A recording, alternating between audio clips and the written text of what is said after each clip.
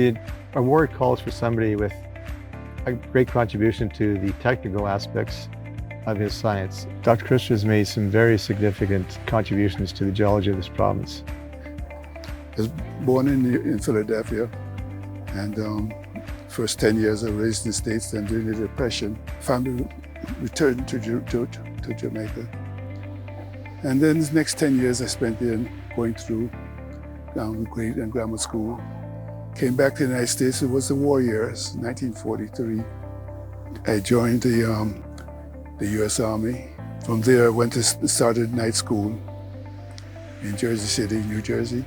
And after that, it took to Columbia University, the bachelor's in geology. That's where I learned to love geology. Anybody working the subsurface geology of this province is bound to have come across a paper or report that Dr. Krister has written and will lead them to further understanding of the geology that they're looking at. I always loved physical geography as a student in high school. And so when I went to university, I thought, well, rather than go into the pure sciences, geology seemed opportune because in the office in the winter and out in the outdoors in the summer, so to speak. So it was natural after that.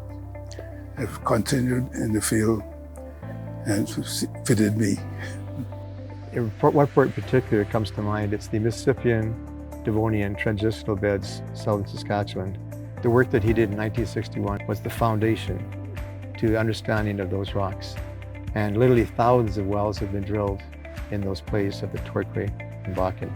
And not only in our province, but Manitoba, North Dakota, Montana, all those people, anybody working there would have recognized his work and used it as a starting point to further understand the exploitation of those rocks.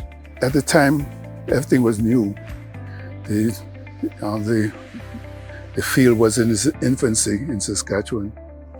There was little known about the subsurface. And we had a research staff of 7 who were each assigned a project to study the data from the core storage.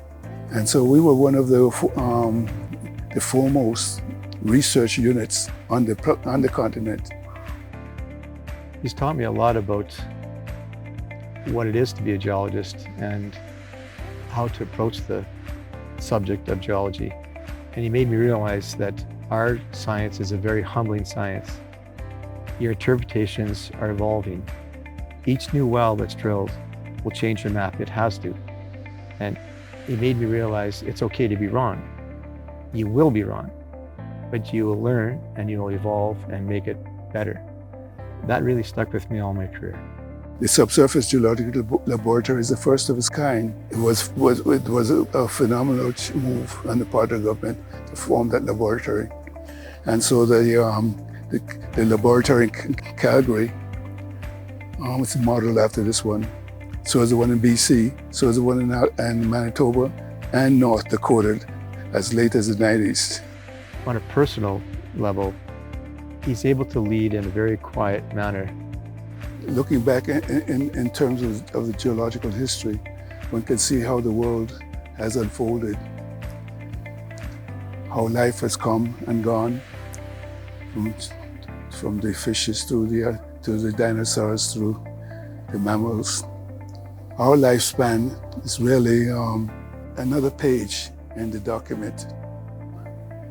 Life will go on with us and those who succeed us, and learn to accept things that are not changeable and things that are. I'd like to be in half as good as condition as him and as sharp as him at age 95. Yeah, I accept this award with a great appreciation of the high honor bestowed on me.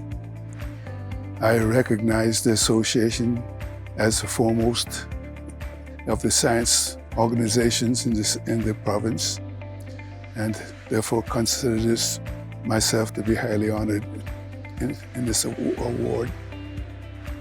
I would thank my colleagues. I thank the president. I thank Bob McDonald, Dennis Paddock, They're great leaders of this association who have had the pleasure of working with.